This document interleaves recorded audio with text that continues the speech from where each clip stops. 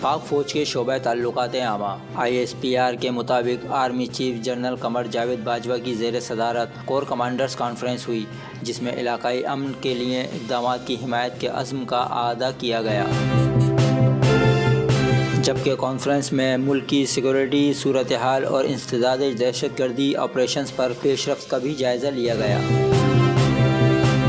ISPR کے مطابق corps commanders conference میں پاک افغان بارڈر پر باڑ لگانے اور افغانستان میں امن عمل پر بھی گفتگو کی گئی۔ اس کے علاوہ کانفرنس میں مشرقی سرحد کی صورتحال پر غور کیا گیا اور بھارتی فوج کی جانب سے معصوم شہریوں کو جان بوجھ کر نشانہ بنانے پر بھی گفتگو کی گئی۔ Press the bell icon on the YouTube app and never miss another update.